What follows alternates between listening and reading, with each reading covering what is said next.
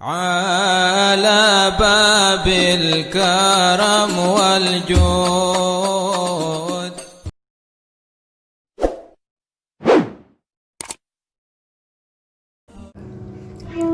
Habib Muhammad bin Ahmad Alatas lahir pada hari Ahad malam Senin tanggal 18 Rabiul Akhir 1361 Hijriah atau bertepatan dengan tanggal 3 Mei 1942 Masehi di Dusun Jeruk, Desa Pucuk Alu 2, Kecamatan Simpang Ulim, Kabupaten Aceh Timur.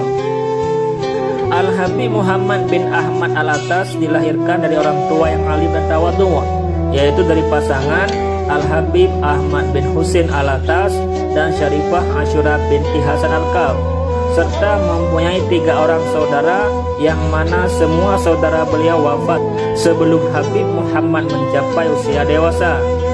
Di kehidupannya Al-Habib Muhammad bin Ahmad Alatas sangatlah memprihatinkan. Beliau ditinggal ayahanda tercinta Al-Habib Ahmad bin Husin Alatas sejak usia 6 tahun. Sejak saat itu Al-Habib sudah menjadi anak yatim. Lalu beliau dibesarkan serta dididik oleh kakek beliau yaitu Al-Habib Husin Alatas di Idi, Aceh Timur sampai remaja.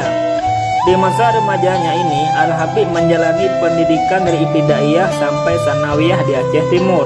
Selepas masa pendidikan Al-Habib Muhammad bin Ahmad Alatas bekerja di salah satu toko di Langsa yang bernama Toko Kairo, yang mana beliau diamanatkan untuk menjadi pimpinan di toko tersebut. Kejujuran dan amanat serta istiqamah beliau dalam menjalankan perintah perlu kita tiru.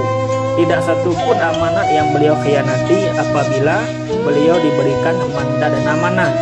Contoh, dalam menjalankan toko Kairo di Langsa, beliau diamanatkan dan diberi petunjuk dari yang punya toko mengenai harga jual dan modal barang yang dijualnya.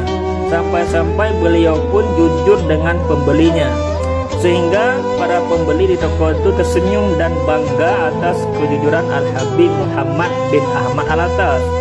Dan pada suatu hari pemilik toko tersebut lupa memberikan amanat atau perintah kepada Al-Habib Muhammad bin Ahmad Alatas untuk memberikan uang makan pada karyawannya, sehingga pada siang harinya waktu istirahat makan beliau pun tidak memberikan uang makan kepada para karyawan tersebut hingga sore harinya.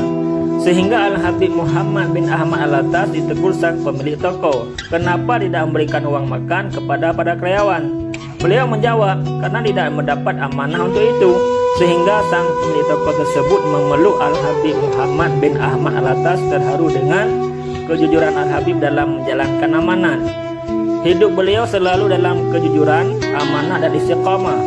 Setelah beliau dewasa, memohon restu kepada ibundanya tercinta untuk mencari pengalaman di Jakarta. Selama di Jakarta, beliau hidup dari satu tempat ke tempat yang lain.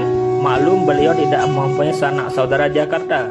Sampai akhirnya beliau bertemu di salah satu majelis ta'lim, yaitu tempat pengajian di Masjid An-Nur, Petamburan, yaitu Jakarta, dengan Al-Habib Ahmad bin Ali Alatas. Maka menikahlah Al-Habib Muhammad bin Ahmad Alatas dengan salah satu putri Al-Habib Ahmad bin Ali Alatas, yaitu Syarifah Maryam binti Ahmad Alatas,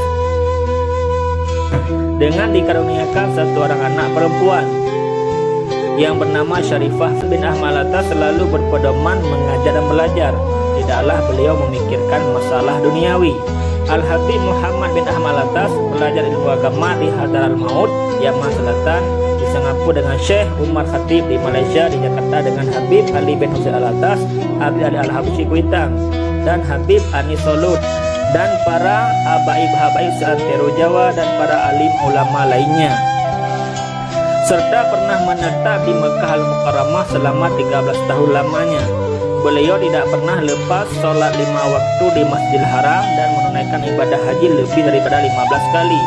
Hasil daripada kerjanya beliau di Mekah digunakan untuk pembelian tanah yang beliau wakafkan bertahap hingga lebih kurang 1,3 hektar diwakafkan untuk sekolah dan rencana pembangunan Masjid Ba'lawi. Keinginan beliau membangun Masjid Ba'lawi karena tabaruknya beliau kepada Syekh Ali Khaliq Qasam, yaitu pendiri Masjid Ba'lawi yang pertama di Tarim. Sekolah yang sudah lebih kurang berjalan selama 8 tahun itu tidak pernah dipungut biaya dan semua perlengkapan yang dibutuhkan untuk siswa ditanggung beliau. Al-Habib Muhammad bin Ahmad Alatas mengajar tidak pernah memungut biaya, hanya berharap kepada Allah Subhanahu wa Ta'ala yang memberikan beliau rezeki, dan beliau Al-Habib Ahmad bin Ahmad Alatas tidak pernah meninggalkan baca ratib, yaitu Ratibul Alatas dan Al-Hadat serta zikir, dan tidak pernah terlepas dari mulut beliau setiap harinya dan dimanapun beliau berada. Habib Muhammad bin Ahmad Alatas pemaaf, tidak pendendam walaupun dicaci maki dan dihina, selalu mendoakan semua orang, baik yang kepada orang tua dermawan, tidak pernah memegang uang lebih dari 1 hari. Beliau sedekahkan dan berikan kepada fakir miskin serta orang-orang yang membutuhkannya. Dan masih banyak lagi karamah-karamah Al-Habib Muhammad bin Ahmad Alatas yang tidaklah cukup ditulis di sekilas biografi ini. Kini dalam usia yang senjanya, keinginannya tak lain Al-Habib Muhammad bin Ahmad Alatas sedang mendirikan komplek Ba'lawi yang terdiri dari Masjid Ba'lawi, yaitu masjid ketiga di dunia. Masjid Ba'lawi yang pertama di Hadratul Maut di Tarim, yang kedua di Singapura, dan yang ketiga di Aceh Timur. Marilah kita membantu hajat dan cita-cita beliau. Semoga Allah Subhanahu wa Ta'ala dan Rasulnya Nabi Muhammad SAW mewujudkan apa yang dicita-citakan Al-Habib Muhammad bin Ahmad Alatas. Amin amin amin amin rabbal alamin. Semoga tercapai cita-cita beliau. Hanya sekian dan demikian. Mohon maaf atas segala kurangan dan kesilapan. Terima kasih atas waktunya. Assalamualaikum warahmatullahi wabarakatuh.